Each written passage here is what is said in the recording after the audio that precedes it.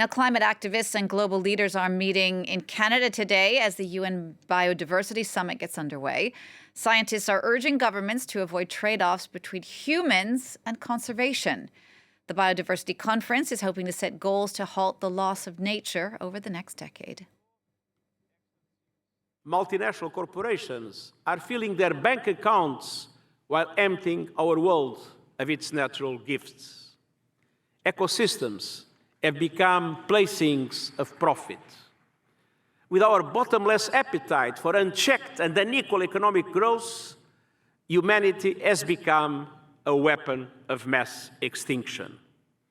We are treating nature like a toilet, and ultimately, we are committing suicide by proxy. Because the loss of nature and biodiversity comes with a steep human cost. We're going to take a closer look at the situation in the world's oceans now with Fanny Douvere. You're the head of UNESCO's World Heritage Marine Program. Thank you for joining us, Fanny. What's the situation like in the oceans at the moment with the MPAs, the Marine Protected Areas? What are they exactly? Are they places that no one can go? Not necessarily. We have today over 18,000 marine protected areas. They're often seen and increasingly seen as a cornerstone of ocean conservation. They're spread all over the world. Those that are very well protected, which doesn't mean necessarily that nothing can happen, but the things that happen are done in a sustainable way.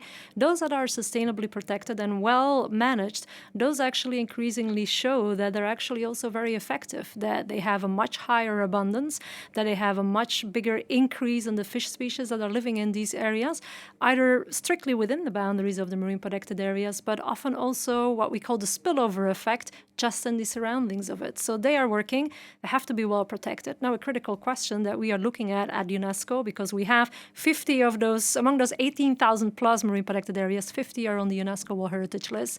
And a question that we're increasingly looking at is we need to make sure that we're protecting the right places and not just any place. Right, because warming oceans are forcing certain species to actually migrate away permanently from the areas where they were before. How can we make sure that these MPAs don't become obsolete? Now, that's a critical question. And across those 50 marine protected areas on the UNESCO World Heritage List, we see increasingly invasive species, for example, that weren't there before, that are infiltrating the area and are changing the biodiversity setup of in some of these places. And researchers across the globe are now increasingly showing that a lot of species along the equator are starting to move either northwise to cooler waters or to deeper waters. And estimates currently are that this is happening with the speed of 25 kilometers per decade. So that's quite fast. So we need to be looking at that. And so at UNESCO, we're looking at solutions because we are in a unique position having all these different marine protected areas across the globe, where we can work with the local communities and really work together with the scientists, with the communities, with the people that are actually on the ground managing these places. And we see it's critically important to look at that question. Where is biodiversity going and how is climate change affecting all of that? Right. And the goal is to create a sort of worldwide map of all the marine species on Earth. How close are you getting to doing just that? So we're concentrating currently in those 25 marine protected areas because it's a huge undertaking to do that in an efficient way, a cost-effective way as well, and an ethical way, because we don't want to extract biodiversity in order to help preserve it. It's unethical to do that. So we work together with some of the best minds in environmental DNA around the world, and we're currently working with youth, with schools and with teachers and with young children to help us sample that biodiversity. And it's a phenomenal initiative because it will help us to understand some of the biodiversity. And environmental DNA, it's just like it's with humans, just with a string of hair, we can already know a whole lot about a person. But the same counts for the ocean. Just with like a liter of water, we can actually see often up to hundreds of species of what is actually present in that particular area.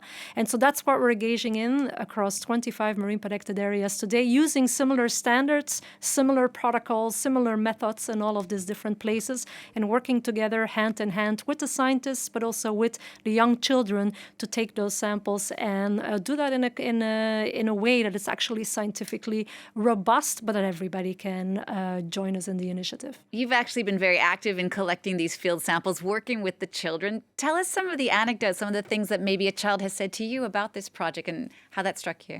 So I've actually been very pleasantly surprised going to these places. We're just back from Brazil, from Fernando de Noronha. We just were in Shark Bay in Australia, and these kids they're learning about biodiversity at school. They're learning about fish and the environment and climate change. But what they told me is that going on the water and actually engaging in an activity and doing that with an organization, with the United Nations, with an organization as UNESCO that also stands for education.